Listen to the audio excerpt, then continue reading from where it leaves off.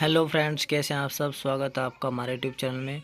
और दोस्तों, आज हम बात करेंगे निंदा प्रस्ताव और अप्रस्ताव में अंतर की। ठीक है दोस्तों, तो चलिए देखते हैं इस वीडियो को, क्योंकि ये बहुत ही महत्वपूर्ण है समझना। ठीक है, इसका कॉन्सेप्ट क्लियर करना बहुत ही ज़्यादा ज़रूरी है। ठीक है दोस्तों, तो यहाँ पर आप देखेंगे निंदा प्रस्ताव और अविश्वास प्रस्ताव कब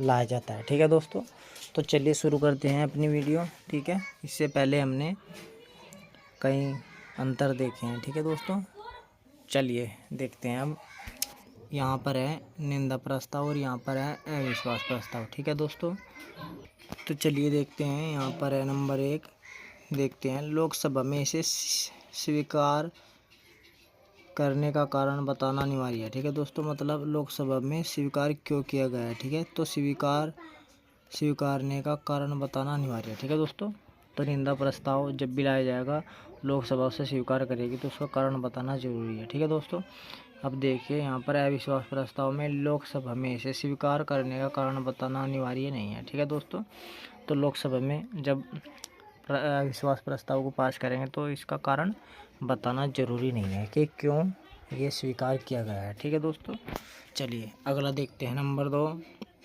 यह किसी एक मंत्री या मंत्रियों के समूह या पूरे मंत्री परिषद के विरुद्ध लाया जा सकता है। ठीक है दोस्तों, देखिए यहाँ पर ध्यान देने वाली बात यह है कि एक मंत्री के लिए भी या कुछ मंत्रियों का जो समूह होगा वो या पूरे मंत्री परिषद के विरुद्ध लाया जा सकता है। ठीक है दोस्तों, अविश्वास प्रस्ताव और ये निंदा प्रस्ताव। ठीक है, देखिए अब हम अविश्वास प्रस्ताव देखते हैं।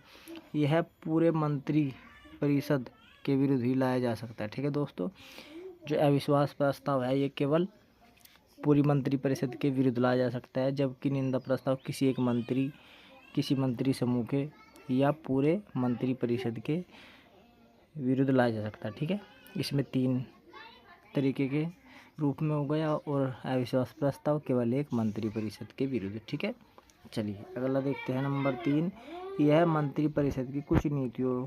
ठीक है, तो यह मंत्री परिषद की कुछ नीतियों या कार्यों के खिलाफ निंदा के लिए लाया जाता है। ठीक है दोस्तों, अभी क्यों लाया जाता है निंदा प्रस्ताव? मंत्री परिषद की जो कुछ नीतियाँ होती हैं, ठीक है, या उसके जो कार्य होते हैं उसके खिलाफ निंदा प्रस्ताव लाया जाता है। ठीक है दोस्तों, मतलब कोई ऐसे कार्य कर रहे हैं जो सही नहीं है, जनता के लिए सही नहीं है या सही नहीं लग रहे हैं, तो उसके खिलाफ क्या होगा? मंत्री परिषद की कुछ नीतियाँ या कार्यों के खिलाफ निंदा प्रस्ताव लाया जाएगा। ठीक है दोस्तों, चलिए अब देखते हैं। नंबर 3, अविश्वास प्रस्ताव में यह मंत्री परिषद में लोकसभा के विश्वास के निर्धारण हेतु लाया जाता है। ठीक है दोस्तों, अब देखिए मंत्री परिषद में लोकसभा के विश्वास हेतु निर्धारण के लिए लाया जाता है। ठीक है, अविश्वास प्रस्ताव। ठीक है, चलिए अगला देखते हैं। नंबर 4, यह लोकसभा में पारित हो जाए। ठीक है, यह लोकसभा में पारित हो जाए तो मंत्रिपरिषद को त्यागपत्र देना आवश्यक नहीं है। ठीक है दोस्तों, अब यहाँ पर ध्यान देना है, यदि ये लोकसभा में पारित भी हो जाए तो तब भी क्या होगा?